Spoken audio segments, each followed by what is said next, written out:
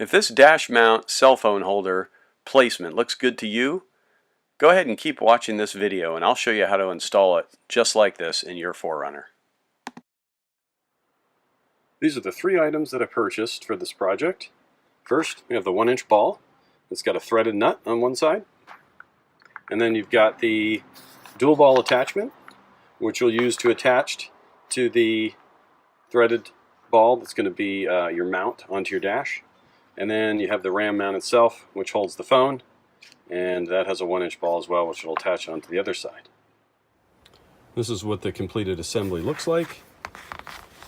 This part here, right here, will be the dash mounting point, and this is the part here that'll hold your phone. Now to mount this to your dash, you're going to need some hardware. You need a screw that fits into these threads here, and then I would recommend some washers to protect your dash and make it more secure when you tighten it all up. Hey, let's face it, you can use a putty knife to take your trim off, but chances are you're going to damage it. Pick yourself up one of these trim removal tool sets. They're like 20 bucks, really cheap, and it's worth every penny whenever you need to do projects on your 4Runner. Step 1, figure out where you want to put your RAM mount. I'm putting mine right here. Step 2, mark the location where you're going to put your mount, because you're going to drill a hole right there where I put that dot. Step 3, take your trim removal tools and start removing your center console. First, you want to start by unscrewing your shift knob.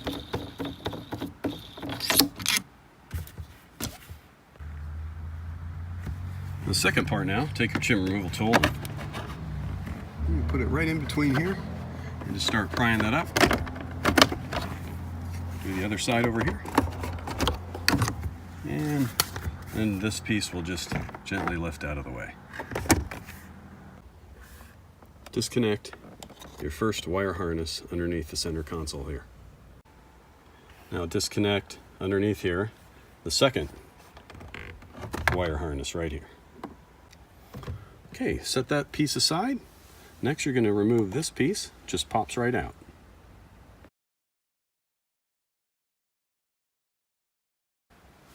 Okay, next pull these two side pieces out here and here. And if you start from the inside and just pull, these clips come apart, and then just pull that out. Okay, now this part, you want to just grab basically the back side of these dials and just pull straight out, and this piece will come out.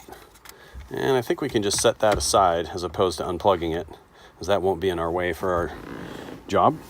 And now there's 4 10mm screws you want to remove. 1, 2, 3, 4. So go ahead and remove those. Okay, next we're going to move this piece. This is a little tricky.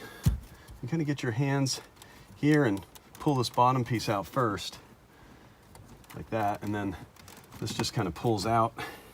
Do the same to the other side from the bottom and then out to the top. And then once you get both sides free, slowly pull this out. Be really gentle with it.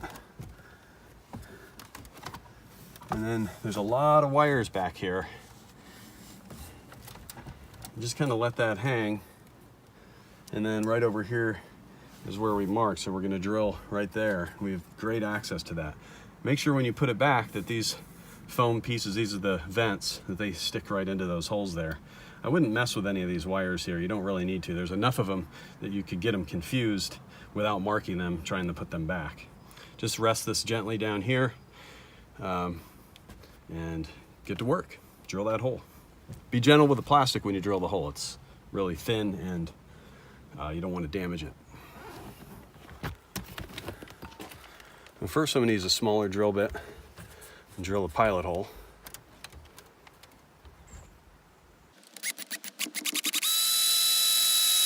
Okay, and now we're going to use a bigger bit and make the hole the size of our screw.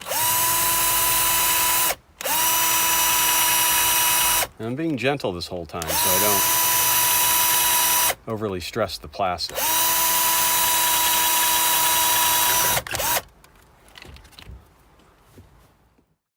Well, here's the completed drilled hole for your mount.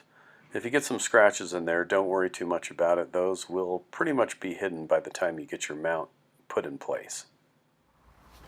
Okay, get your screw, put your washers in the design that you want them, and bring this through the back side. Washer for the front, you don't need one, but I think it's, for me, I can compress a little harder when I tighten these two, and it'll protect the plastic from cracking. That's my hope anyway. Screw that on, hand tighten, get that washer centered. Okay, get your opposing wrenches and tighten those two up, and then your ball will be mounted on the dash.